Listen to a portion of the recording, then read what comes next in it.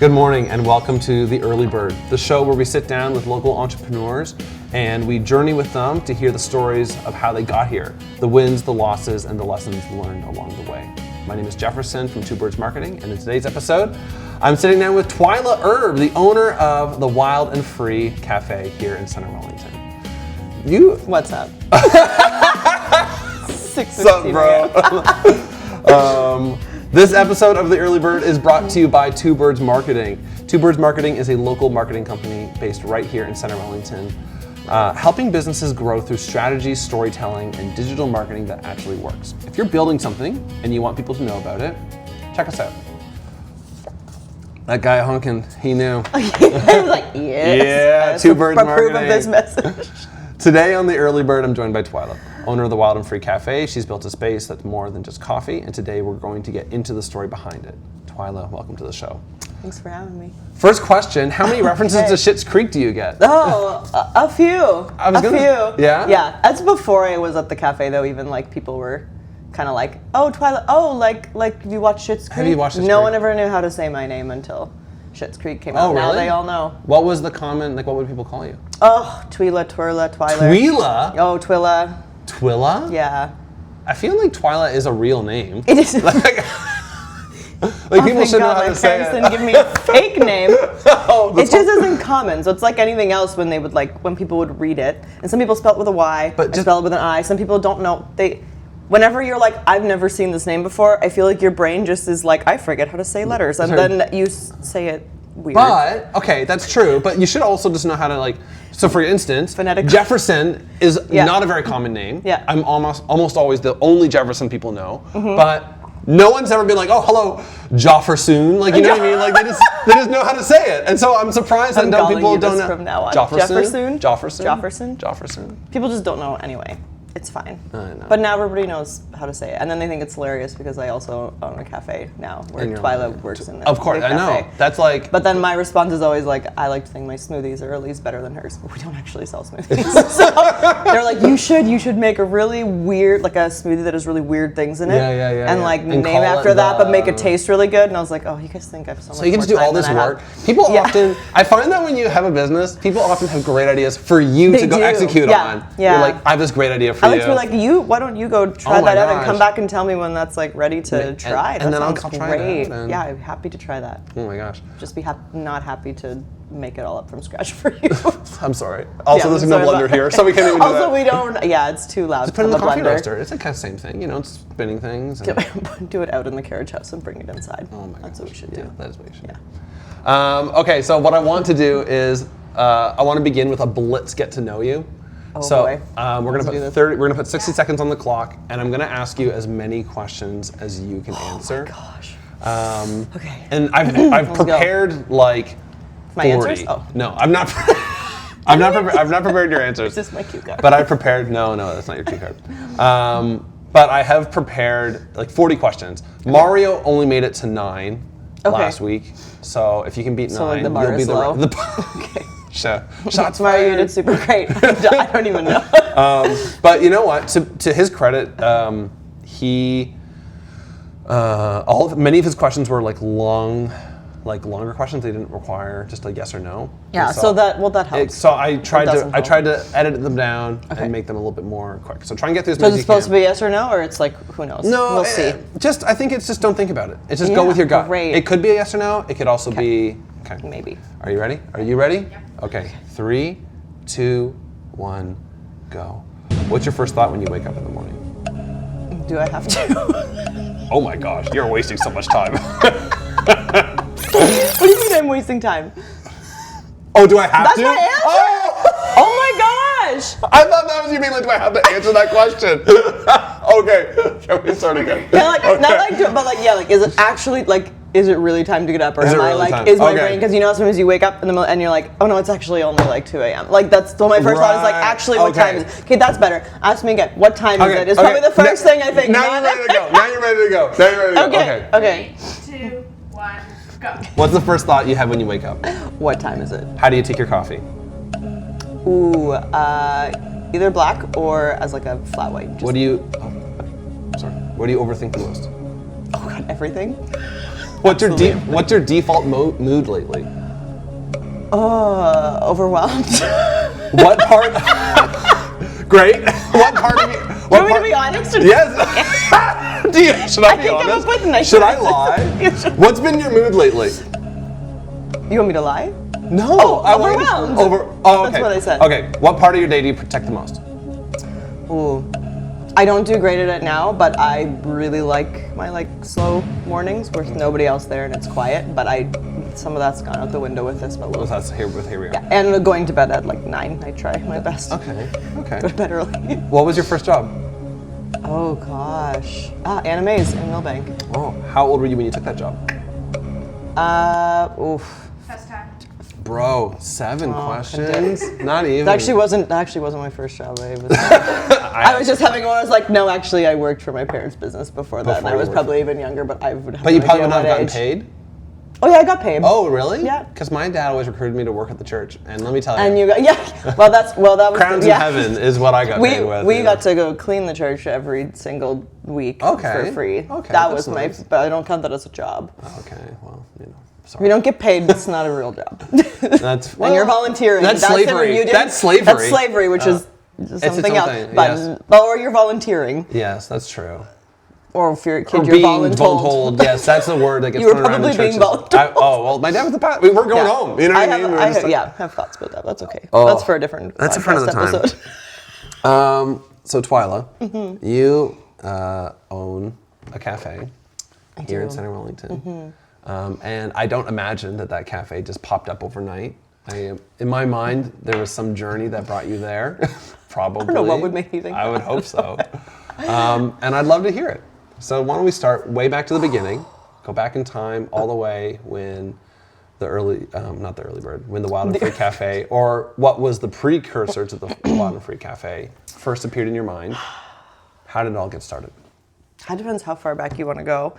But technically, I mean, the first time I had the thought of maybe I should open a cafe was in 2015. So that's a really long time ago. That is. And that was kind of. What were you doing at the time? Actually, I was on my way to Africa, and I spent 2 years there. So it was in my time that I was there that I was and actually, I originally thought, because I loved it in Africa, I was like, I'm going to go back and I'm going to actually open it there, because I was like, I want to live there. That's what I didn't do. So Elora was second choice. First choice, Africa. Actually, Elora was third choice, because we were going to open in Millbank, actually, which is where I'm from. Okay, was the all original. right. Sorry, Elora. It's a really long story, so okay. Try to. But, yeah, so I was actually, I was on my way to Africa, and I stopped in Holland, because I have friends who live there. Okay. And we went downtown in Amsterdam, and a lot of people know Amsterdam is known for its red light district. So it's and we were there during the day, and I didn't grow up knowing a lot about human trafficking or prostitution or anything like that. It's kind of one of those things. It's it happens, but it's human trafficking's maybe in I don't know, overseas, far away. It's not something that happens here. Sure. It's in third world countries or somewhere. I didn't have a very good understanding, and why would I? It was not something. Now you hear a lot more about it. Mm-hmm. Back then, you wouldn't have heard anything. Yeah. And I remember going and we were kind of walking just kind of through and down the street. She's like, hey, do you want to just go by and see it? My friend that lives there, and I was like, yeah, let's just see. And it was I cannot I can remember. Is that how people treat the red light? Let's just go see, almost like a tourist attraction. It's a tourist attraction. Is it really? Yeah, it is. Because you hear about it, but I was like, okay. It is. It's very and sex tourism is a huge thing in a lot of countries. Wow. More like Asian countries, that kind of thing. That's massive. Wow. But this is in Amsterdam. This is this is back in 2015. I haven't looked into what it's all like now. I can't imagine it's gotten better. Sure. But she was just kind of explaining to me, she's yeah, so this there's different streets, and they will categorize women based on features, race, size, sure. Anything, it's it's like a shopping mall. Wow. For humans. Really? And I was and it was so weird, because you're there and it's window, they're window, storefront windows, where you'd see mannequins in, right? Yeah. And of course it was during the day, so there was, when we were there, it was all empty, but still red lights kind of on. It was just it was the weirdest, I can still feel the feeling of standing there and being at like a certain time of day, like all of these windows are full of women. Yeah. Literally, like they're the thing that's being like sold. And people are coming here. It's like another stop on like your, you know, you have like, I go to the grocery store and get my eggs and milk, and then I'll go get some breakfast, and then I'll go, and this is like, and I can pick like which street, and I was like, I beg your pardon. Like it just like, it hit me in a way that I was like, I couldn't, like that image just stayed with me. And I mean, we carried on, we did our thing. It didn't like, I wouldn't say it like, it impacted me, but it wasn't like, oh, I spent the next however many days like, you know, overthinking it. But that kind of image stuck. And so then I was only there for a couple of days, and then I went on to Africa, and I was working with youth, and I was in about 10 different countries over like the course of 2 years that I was there. So then just because that was in my mind, it kind of like forced an awareness of that issue like front of mind. So I started just kind of like looking around and noticing or asking questions or being like, this is interesting. Like, is this a thing? Like in a lot of places, like what is this, right? Like why are we doing this as humans? Like this feels, you know, and so, and at the same time, I didn't grow up drinking coffee. So in my journey of being in Africa, like learning what actual good coffee was, that was also where that kind of came to life for me. Okay. Which is a whole other story. Well, like my life is all long stories, but. What was so hold on. Yeah. So you were going to Africa for 2 weeks? 2 years. 2 years. Sorry, that's a long time. Why? Why were you going to Africa for 2? Like, why? You're gonna derail this so fast. You're acting so casually, as you do. But because everything you go is to like Africa for 2 years. Well, you haven't done that. So I went with I went as like an intern sort of with an organization that was like working with youth all over, and they're all over the world. Can I they're ask like what the organization? It was Youth for Christ. Now Youth they're for called Christ? Youth Unlimited, I think. Youth Unlimited? Or something like Yeah, that. yeah. So we went and like we were. Churches anyway. love those organizations. Yeah, I remember seeing on the big screen, Youth for thing. It's like a whole thing. It's probably you on the screen. Yeah. Drinking coffee. It was weird though, because it wasn't like, what I did was not like traditionally like how they would send people. Like I kind of just went on my own, and then like I had like a mentor who was here, and he like, because I had been to Africa before, and then he was like, yeah, sure, like, you know what, you can go. Like normally we wouldn't just send you by yourself, before. But I knew like, so I kind of went in like this organizations in all these countries. So I went and like stayed with them, and it was like, hey, like I'm here to learn. Like, what do you want me to do? So I did all kinds of, I don't even know. And mostly I just learned a lot. I don't think I helped anyone. I don't think that's how that works. I think the Lord was blessing me. I think they helped on that me. trip. I think they helped me. Anyway, that's also a whole other rabbit hole we could get into. But yeah, I didn't, and I like I remember before I went, like I've always been a person, like I never ever knew what I wanted to do with my life. Like, you know, some people they're like, ever since I was a kid, I wanted to be a teacher. I'm like, no, I didn't have that thing. Like they know. Do you have that almost now? instinctively? No. Do you now know? Gosh, no. No.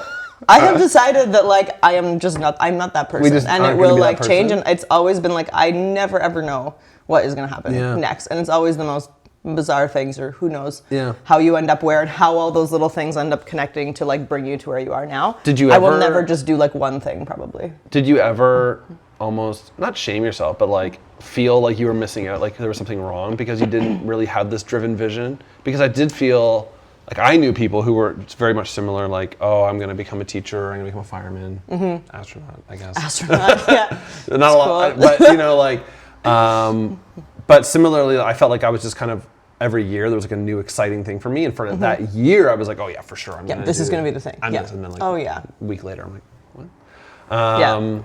So yeah, like, did you feel, was there like a sense of like wishing you had that, or not? Sometimes yes, only because it would have like made it clearer, like what should I do next? It seems like when you're in school, and I tell people this all the time, they're in school, their parents probably don't like this, but I just think like there's so much pressure and so much messaging in school that like, quick, like figure out what you want to do for the rest of your life. And do you know how panicking this is? Like, I have to pick something and then I have to do this thing for my whole life, and I can't change my mind. I have to get it right. You can't change your mind. Like this time. And you're deciding this when you're 17. You're like a kid when you're choosing your this. brain's not even. You're like, it's I don't know, I guess I'll go be a. Yeah, exactly. But and then these kids are like, but like you have to go to school and you have to go for something, and like, so what are you gonna do? And then if you're gonna go for that, you have to take this and this and this like course in like grade 11. And I was like, and then halfway through college, it turns out you hate it, but you've already dumped all this money into this thing. And then you have this like this psychological thing of like, I can't, like, you actually at any point in your life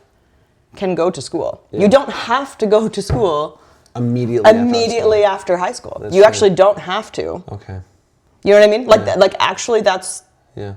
I mean, as someone, like, I took a year off. I never ended up going. Because that year's been a long year. Every single thing, it's been like the longest year. It's been a long year. Like every single thing that I thought like, oh, maybe I'll do this. Maybe I'll maybe I'll do this. Like every single, like none of those things have I done. And every single thing that I've done are not even things that I knew were things that could be like jobs or careers. Never, ever once. So I'm like, I landed in things like just going and like actually trying things, which is maybe just a little bit more what my personality is. Like, how do you actually know what you want to do if you don't try anything? How do you know? So did you spend those full 2 years in Africa before coming back, or did you come back early? No, so I, like, after high school, I started working in like actually building furniture. So I was doing that. Okay. And then I like went to the US for like a year and a half and then came back. And then, anyway, because I just was like, I don't know what I want to, I'm not going to school if I don't know why I'm going, like what I'm going to school for, because I am not paying that money. If I'm not, just to right? So then I saved, and that actually enabled me to actually go and like travel. So then I did end up going to Africa for like, the first time was maybe like, I think 10 months I went for, and that was just in one place. I went to Botswana, which was awesome. And that's where I was just like, oh God, I love it here. This is so nice. It's warm most of the time. And then like came back from that. Didn't really like want to come back, but came back and then, ended up, just life just kind of kept going, and then ended up being able to go back again for 2 years later. And then that's where all of like this ended up coming out of, which is so when you came back, you had this powerful experience with the red light district, and you had spent a lot of time in Africa, drank some really good coffee. So I imagine you've come here, you've got this bucket full of experiences and feelings and thoughts about things ranging from human dignity and human beings and the taste of a good grind of coffee. How did that? So I still feel like there's a gap. Are you still missing some information, Jefferson? Maybe a little bit. I feel between that and So it was actually kind of crazy because like I discovered the really good coffee that I loved was in Burundi, which is not a place a lot of people know about. It's like tucked between like Rwanda. It's like a tiny little country. And I wasn't actually planning to go there, but then I ran into somebody that I knew when I was in another country, and then he was like, why aren't you coming to Burundi? I was like, I don't know. I didn't know how to. So he's like, just come. You can get like a 3-day visa. Like I was in Rwanda. So I literally went for 3 days. This girl picked me up at the bus station and took me. She ended up becoming like one of my closest friends, and I like was in her wedding. So it was awesome. But we like never knew each other. She picked me up. We went to this little, it's called Buja Café.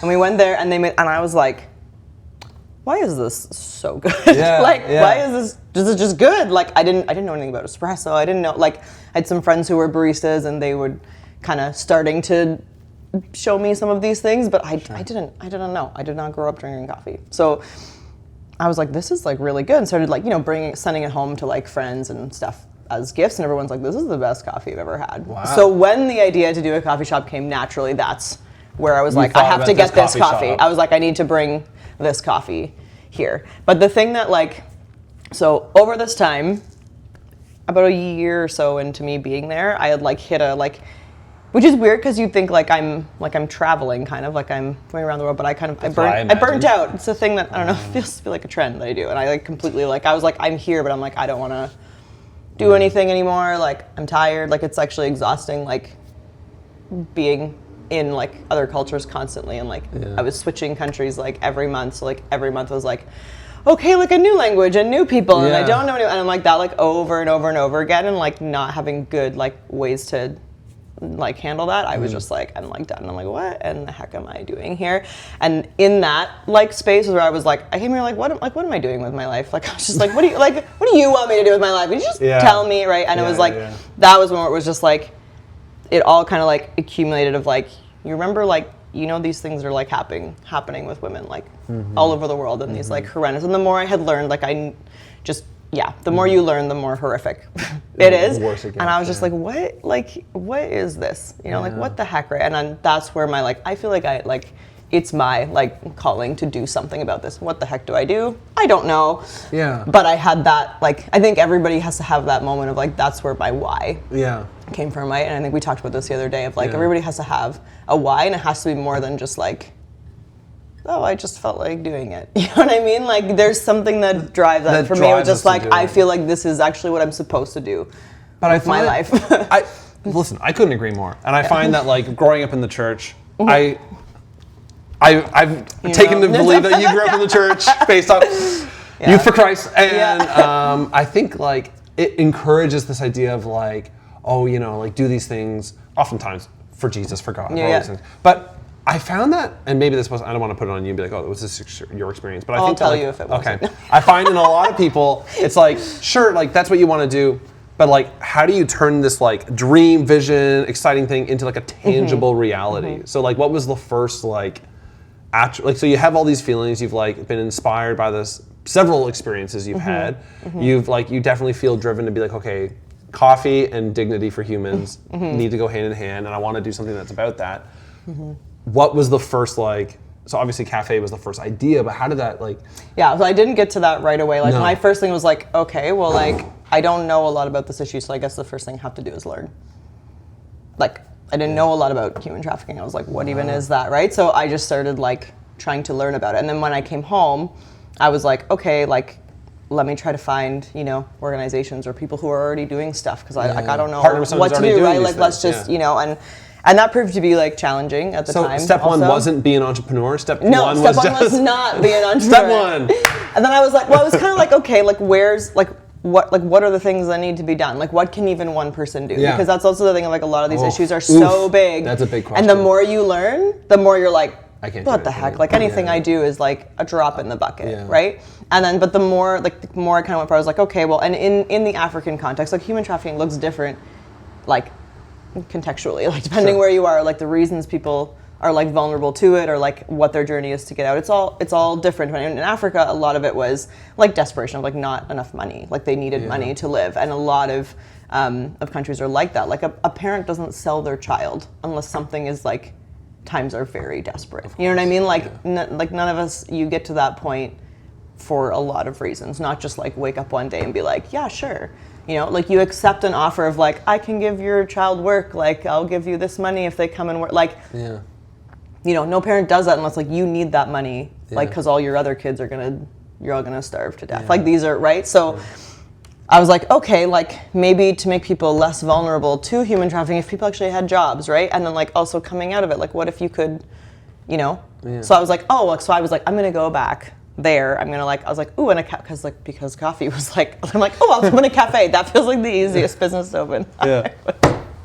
You know, I'll go Which back. it is, right? Like that's like when you try to like get a real business going and it fails. You're like, I'll just default to coffee. Do a coffee shop. Yeah, it's the easiest one. It'll be so easy. Of course. But I was just like, oh, it'll be great because like in that context, like then you know, if like people need jobs, they can come and work there. We can like also offer like classes and things that like help with life skills. So that was my original. And from day one, this is important because of where we are now. I wanted it to be in a house. I've always wanted my cafe to be in a house. Really? That was really important to you? Yeah, but I was like, I mean, that's obviously not like, you can have a cafe that's not in a house, but I really wanted it in a house. I wanted a brick wall. I wanted a fireplace. You know what?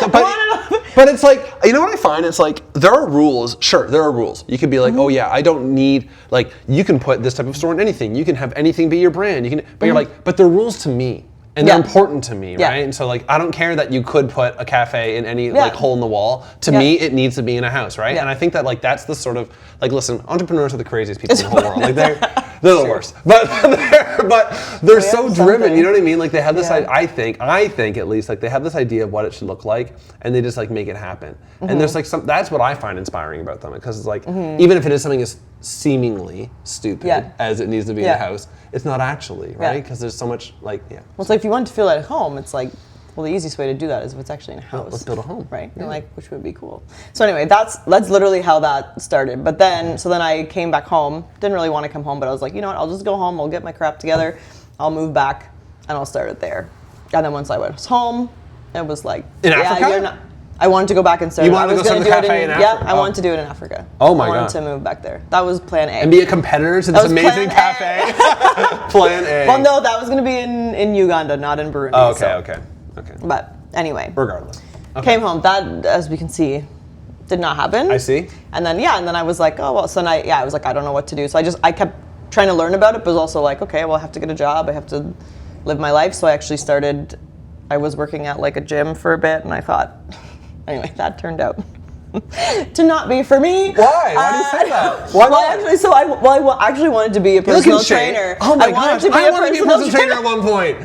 But then I was like, I'll get a job at the gym. Yeah. And like while I'm doing my like personal training certificate and like literally like just the work at the like it was like I was just folding towels and like calling people who didn't pay, and I just wanted to die every day. It was so awful.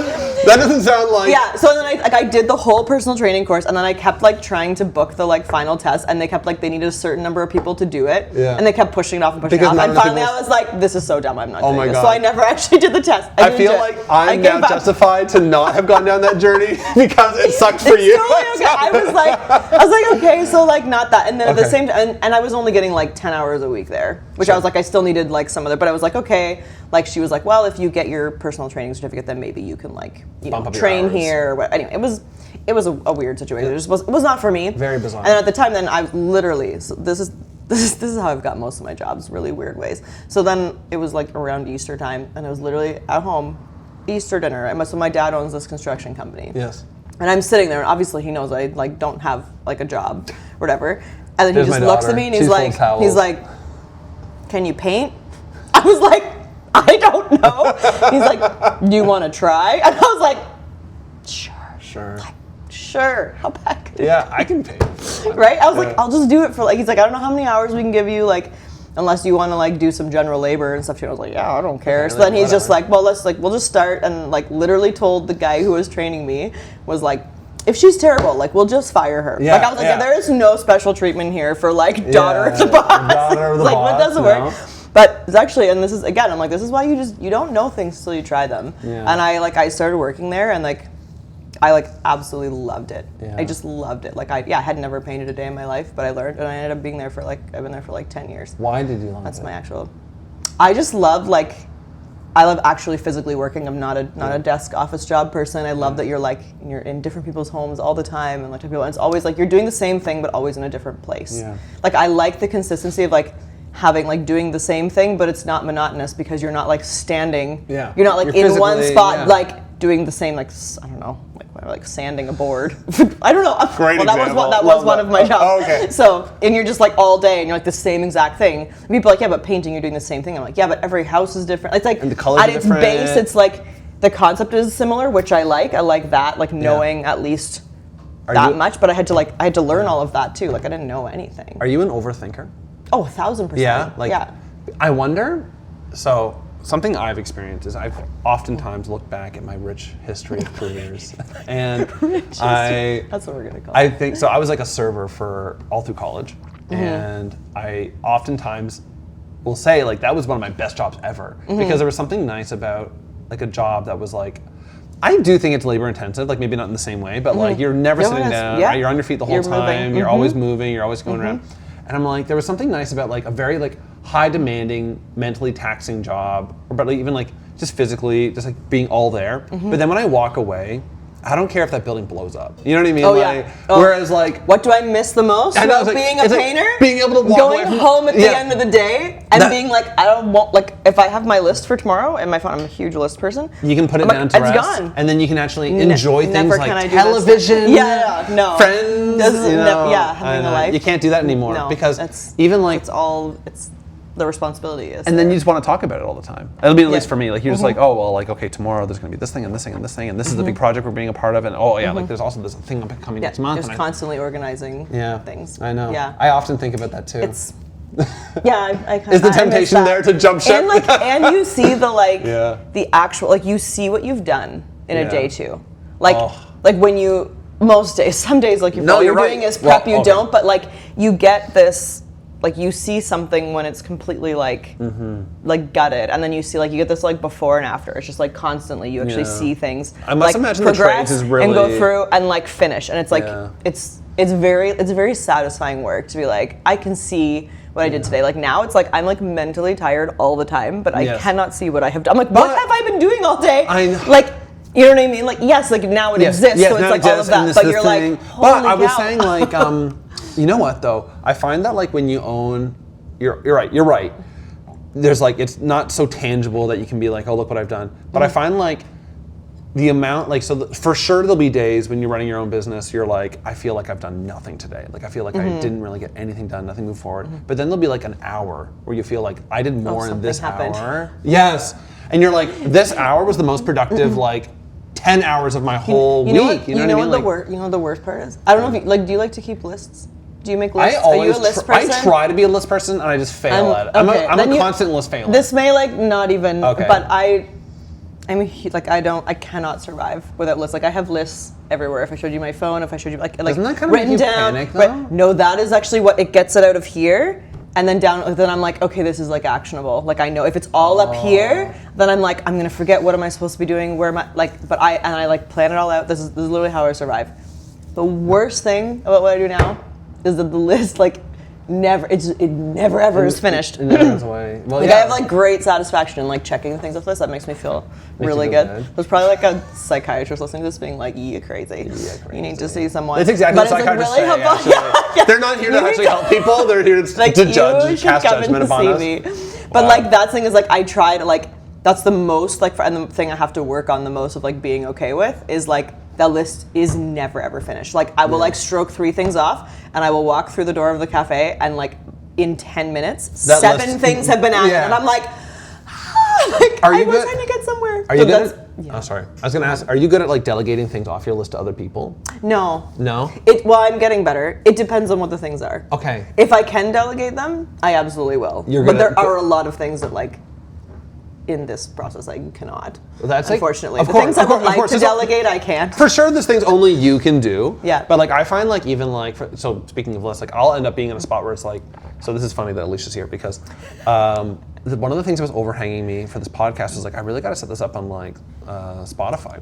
And I was like, I don't know how to do that. And so I kept on like brushing it off, like doing other things. And then one day like Alicia called me and she was like, oh, I'm doing this thing. And I was like, she's like, and you need to like set up Spotify so I can put the podcast like, up. Triggered! And I was like, can you do that? Like, do you know how to do that? Yeah. Like, I don't know how to do that. And she's like, yeah. And I was like, thank God. Like, I'm so like, but yeah. And like, I have had a lot of people come along and do some of those things, but there are some things that's also like people either don't have time or they also don't know. And it's like, well, at the end of the day, if there's no one there to do it, someone has to figure it out. And guess who it is? It's me. It's you. So yeah, the learning curve is steep. So when did you end up, so what was the first big milestone after? Yeah, so I actually like, I never win anything, but I randomly won. Honestly, I'm suspicious I was the only one who like applied.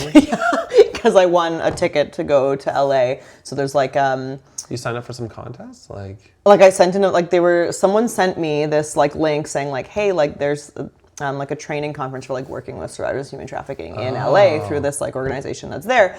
And she's like, they're giving away like a free like ticket, like you should apply. And I was like, okay, why not? Like I guess. And so I was like, I'm sure that like there had to be like nobody else who applied. I'm just like, there's the person who told you about it was actually the person who ran this whole thing. Yeah. So I like sent the video and I actually won, so I was able to go. And it was the craziest thing because when I came home, I had literally, I don't know if I just don't know how to use Google. That's very possible. I'm technologically impaired, but like I would try to find. I'm like, where are the organizations in Canada working?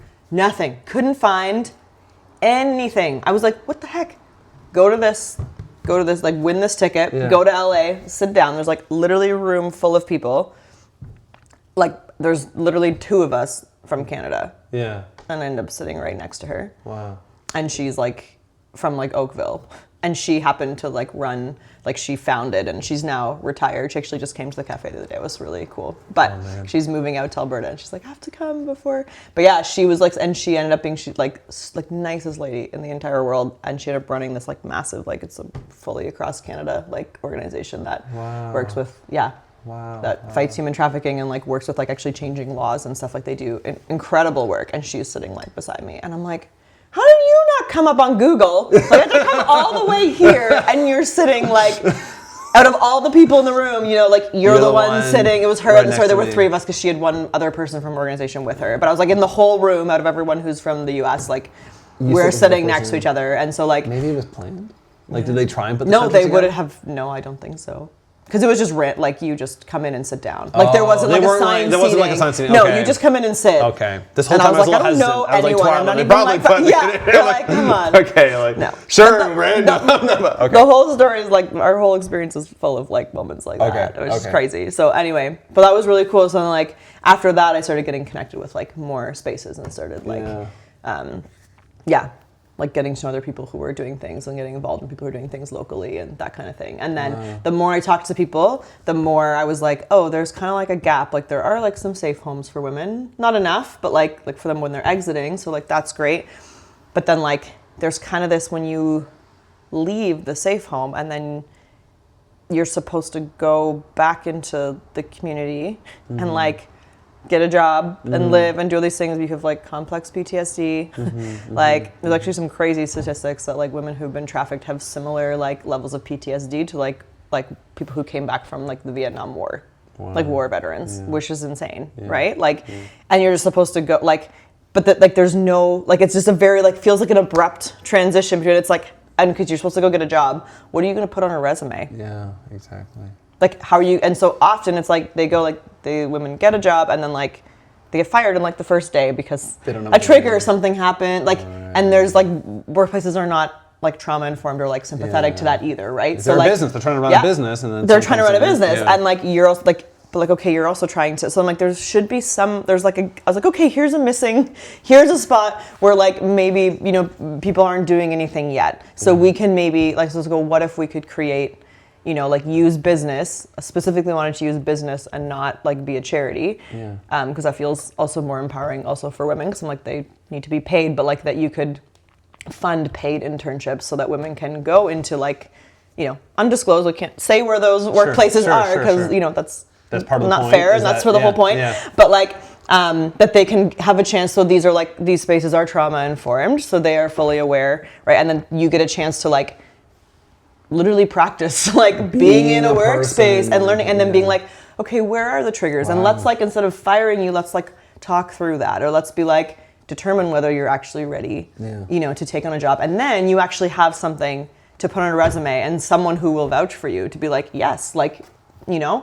Because it's like also what do you like, you know, how are you going to explain this gap in your resume? How are you going to like where have you, you know, like what do you have to go off of? How do you have a fighting chance?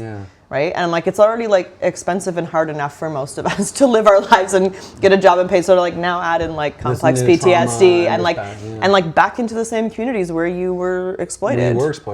And to be like, so what like you need, so yeah, trying to build like some sense of like and actually getting to know some people, because if you know you get to do these internships, maybe you meet some people and you build like you need like everyone that I've talked to and like survivors, like and they're like survivors or people who've worked with survivors, they're like the two things that are the most important for women to like actually like getting out is like not the hardest part, but staying out and like actually being free and living free for like and building a life, like you need community, like you need a village and you need work, like you need safe and like trauma informed work, and you need those skills because you start over like completely from scratch with learning all of these skills, like after you've like detoxed from drugs and alcohol and all the things that made it possible to do what you were doing. Like there's all these things that come first, and then it's like you get to the end of this like program, and then it's like, oh, now what? Right? So that's where I was like, okay, what if we could use business to do that? So we'll find out. How long, you've been that's open fine. for... It opened just before Christmas, like Just 2 weeks before before Christmas. Our grand opening was like the 18th to the 20th. Oh my gosh. Yeah, Oh, Merry soft launch was Christmas, like good. 15, 16. I guess you would have gotten a lot of traffic from the Yeah, it the was Christmas actually market. great, yeah. Yeah, because that was crazy. Do you find being tucked away like is I great? think it's a little hard. It's great, but it is a little hard for people to like to Find find you? us too, because there's really no way to put like signage down on the I know. main You've got street. the big so we sign have like to when find, you're looking down you can the like street. see it at least, Yeah. so you're like, oh, okay. I know. Yeah. So it's an ongoing problem. Sorry. Anyway. I imagine you're this person who's gone through all these experiences, you've learned all these things, you've like developed all these like very important values to your person. What, like, how, so I still feel like There's still a lot of gaps. There's still still some gaps. I know. How long do you want your podcast? Well, I just kind of want to, well, I guess what I'm wondering is like, how did this building end up being here? Okay. Yeah. There you go. Yeah. So first I was like, okay, well, when I want to do this, I'm like, well, I want to bring coffee from Burundi. So that's the first thing I started trying to. Turns out that's really hard. Okay. Took several years. Gave up. Okay. Was like, you know Nice. what?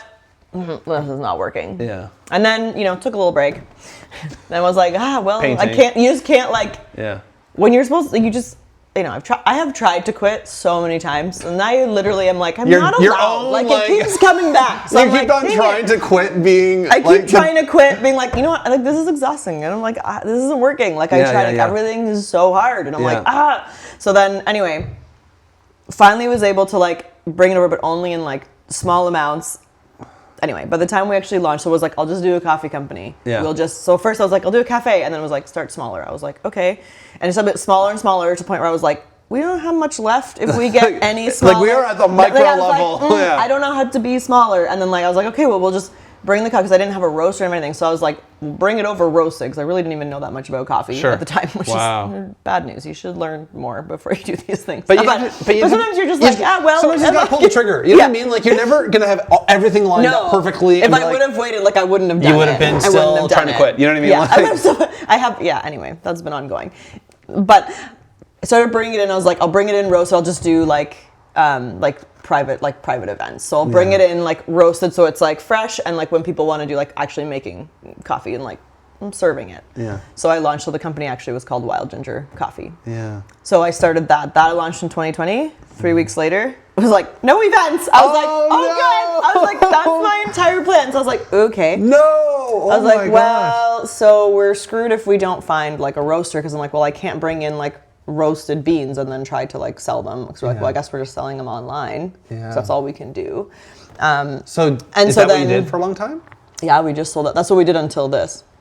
Oh, all I did so was for a sell long the coffee time, online. Yeah. And the company was the Wild Ginger? Yeah, Wild Ginger Coffee. Wild Ginger Coffee. Yeah. And that's what this was. That's what this was for a long time. That's what it was. Yeah. So then I was like, we would like. Do you still do that? Can people still buy coffee online from the Wild Ginger? It's so now they're like, I mean, it's all combined. It's all one thing now. But when you look at our like So is the answer no? our coffee I can't? packaging, well, no, like so. Okay, hang on. All right. Back up. I'm hanging on. For dear life, just like me. Oh my gosh, what was I saying?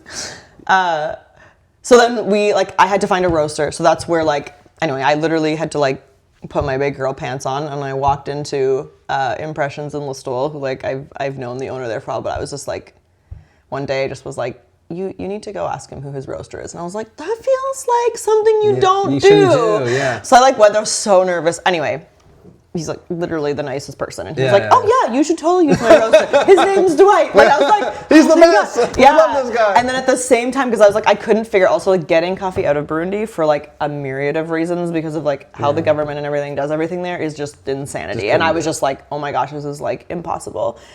And then I randomly found this organization on Instagram, Long Miles Coffee, incredible company, who care so much about their farmers and are trying to rebuild, because the entire coffee industry is built in slavery. Yeah. Which is also another reason to use it. Is if you're going to it's such help a fitting, survivors of human trafficking is not just sexual exploitation. That's also labor trafficking. That's everything.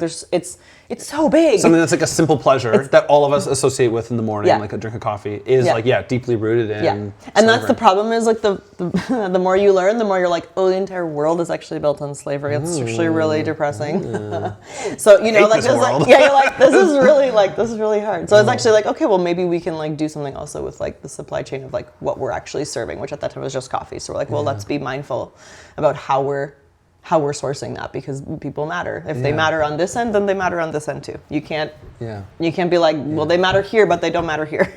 So we'll just buy whatever coffee we anyway. So they were incredible. So I found those two things at the same time, and then we were able to bring it in green, and he was able to roast it for me, which was incredible. And then started selling it online. So then, and I obviously always wanted the brick and mortar. I always thought that would be great because then, you know. And you said that you had this vision of it being in a house from long before this. Yeah. Right? So I had it like written on a document on my laptop somewhere. It was on some checklist somewhere. And so you had like, did you have like from the beginning, were you hoping it was always going to end up being a coffee shop?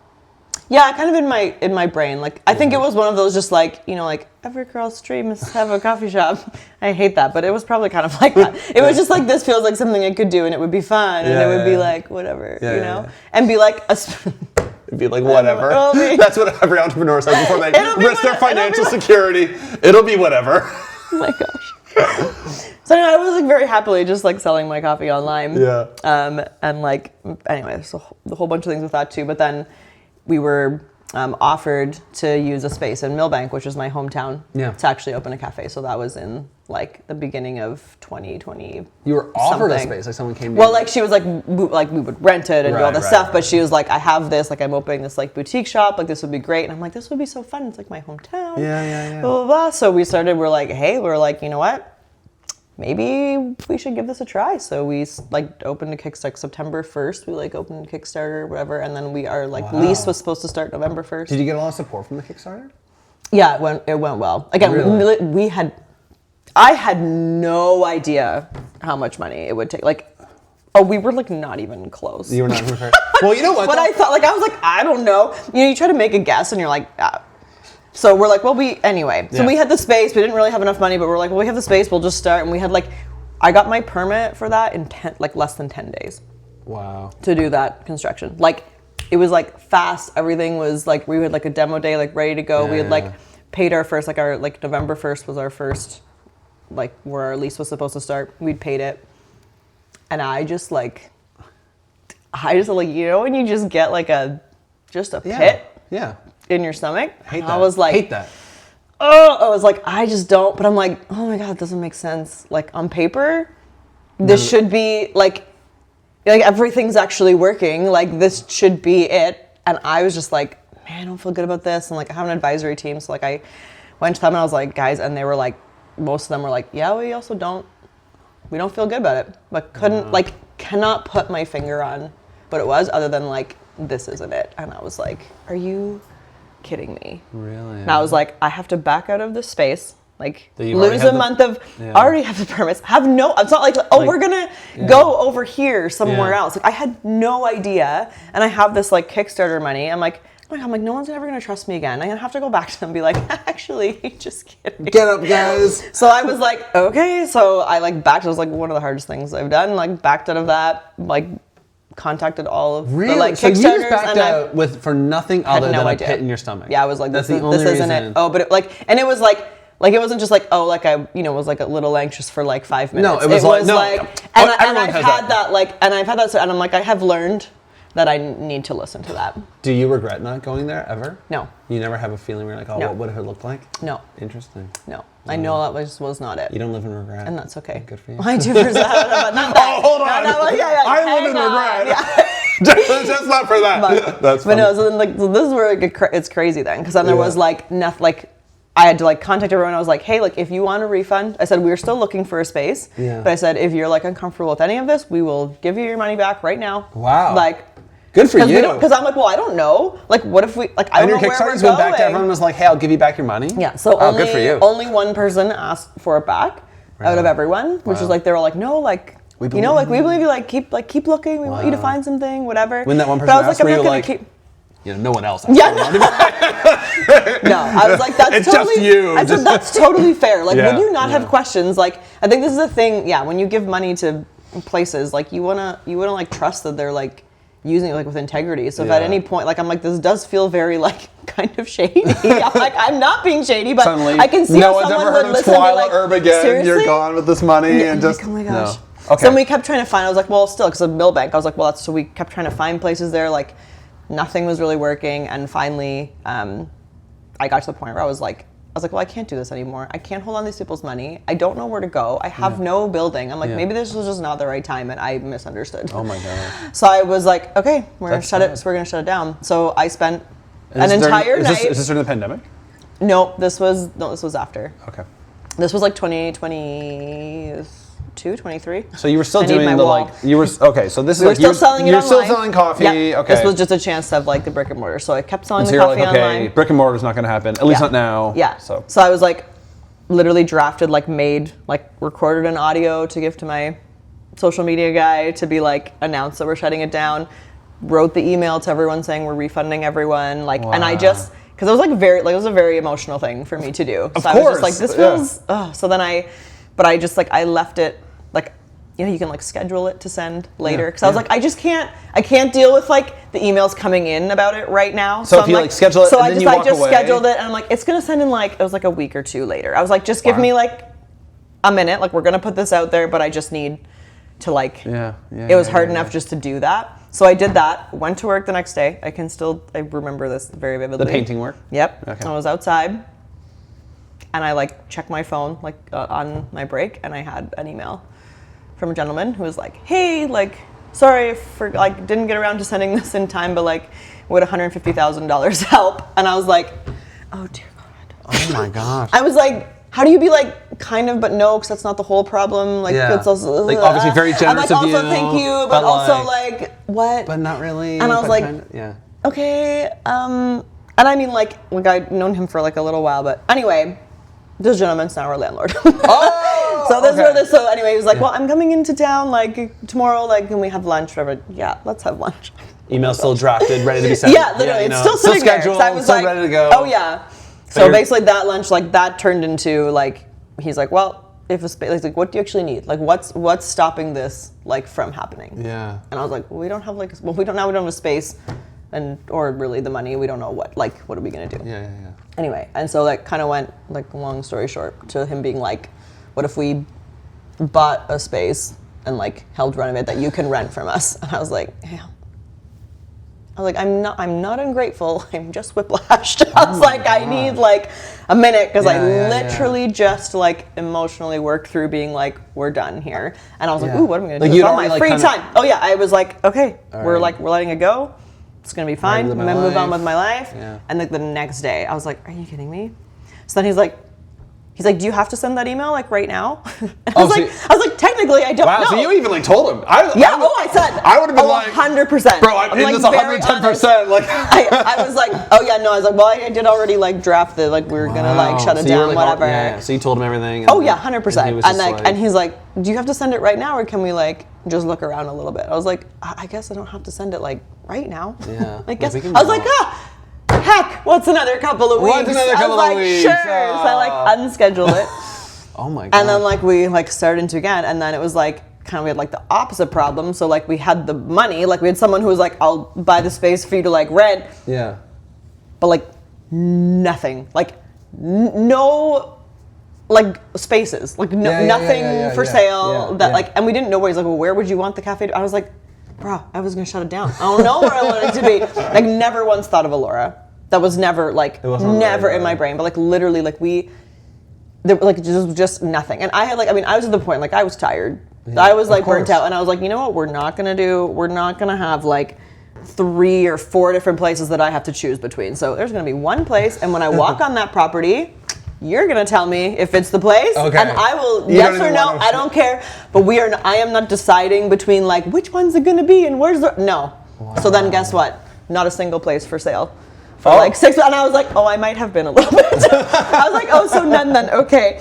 And like there was a couple. Then like there was like a few of them. We like tried to go see them, but always something insane happened, and we never actually could go to the like. Anyways, some like bizarre stories. We never actually made it to any of the viewings of any of those. This one in Elora came up. This is the only one we actually looked at ever. Really? Mm-hmm. And you walked in there. And I walked in. Did you have like were you like? We were like, this is it. Well, we all actually. The funny thing is, we almost walked away from it because we didn't realize there was a basement. We thought it was a closet. Oh. And I happened to like open it. I was like, well, what if because we were like trying to figure out because we need like staff area and like. I was gonna say. And I'm like, it's almost too. Like I was like, oh, look without the basement. I'm like, it's almost like too small. Like I don't know how we can like fit everything in here. And we were like trying to figure it out. And I was like, well, what if we like move? Like what if we like took this closet out and I opened the door and I was like, guys, I was like, there's a basement. They're like, there's a basement. Did the real estate agent not like to walk you down there? Well, the one that was selling it wasn't there. It was just our real estate agent. Anyway, it was just like, and then we laughed so hard. We were like, oh my gosh, we almost were like Walked down this property. That would have been the perfect spot. Like no basement. Just to do that. Oh gosh. So anyway, so then we were just like, yeah, that's it. And that was the thing too. Of like, cause I kind of told him, I said like, yeah, like the place in Millbank was not a house. Yeah.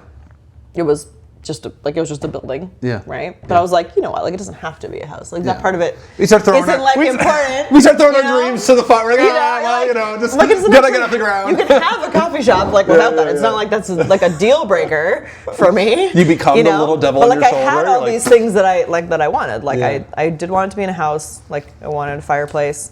I wanted there's several things on the list. Yeah. And we walked into this place and I was like, and it had everything except the brick wall. I really just wanted an exposed brick wall. I had like a thing for it. And I was like, well, you know what? Like that's okay. This is actually the only thing that's we can peel it all back. Okay. Charles is staring at a brick wall like, that's all I want. This is all I want. I did love an exposed brick wall. But I was like, okay. I was like, that's the only thing. And had landscape patios. I wanted like all these things. I was like, this is crazy. Like it's like somebody read my list of things and then put them in a property. Except for my brick wall. Well, guess what? While we were renovating, we found a big brick wall. But we couldn't use that one because it was. But then there was we restored the chimney, so that was the brick wall when you come in. That like was an old like chimney, so I was like, my brick wall, it's like this big, but I got my bricks. I got my bricks. I was like, that's everything. Do you ever have like mornings you like put your hand on the wall and you're like, yes? No. No, you never. Probably when we found it, I almost like. Okay. Yeah, we had this moment. I was like, wait. I was like, I bet that this is was an exterior wall.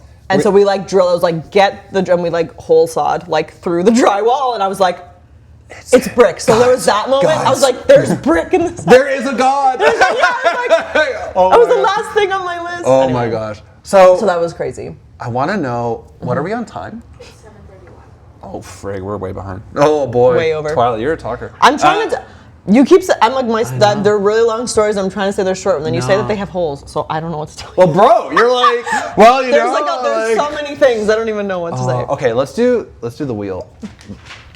I'm just gonna have to deal with the gaps in the story. Okay, that's okay. Well, oh man, you know what? One of the things I've been thinking about with this podcast is an hour enough? Because typically, I feel like everyone has long stories. Yeah, everyone if you really dive into it, and that's the thing. I'm like, oh shoot, Because you them in part 1 and part 2. Yeah, okay, that's part 1. Part 2, 2 hour long. We'll have you back on another time. We'll talk about what it's like running the business. Now that we explored the story of how we got here, we'll do running the business. I'm actually gonna put the wheel here to ruin your whole plan. Oh no. So she's like, that sounds like great. I'm just gonna be in the background of one. Okay, so this is what I actually want you to film this whole thing. You know how when you got that shot with Mario, it was directly on. Yes. Can you do that again? Yeah. Okay, that was really good. I love that. And then I'm gonna get Twila to help me with this. Do you want to maybe bring the wheel down again and then bring it back up for the video? No, I don't know. I don't know if that was as good as I was hoping it would be. So it was. Oh, that's perfect. Is it perfect? Perfect. Okay, so because I'm always thinking about how do we make a better hook for a video, and that's why. All my videos have weird beginnings because I'm like, eventually one of them's gonna work. Yeah. But okay, so for this one, me and Twila are gonna both lean in, and we're gonna yell out in a very charismatic and positive way. Did you grow up Pentecostal? Are you used to yelling? No, Mennonite, bro. But okay, so you guys are quiet. I'm loud though. You're quiet. Okay, I never fit in. Okay. You belong to a different church. Okay, so. We're gonna yell at the wheel of big questions, all right? This is what we call this? That's what we're gonna call this thing. That's the working title. Synchronized? Right? Okay. Yeah, synchronized. All right, 3, 2, 1. The wheel of big questions! All right, now that's, so what you're gonna do is you're gonna give it a really big spin, and then we'll go from there. And it can be either way? It can go either way. Give it a really good spin. A really good one? A really good one. That was a great spin. Thank you. I have painter arms.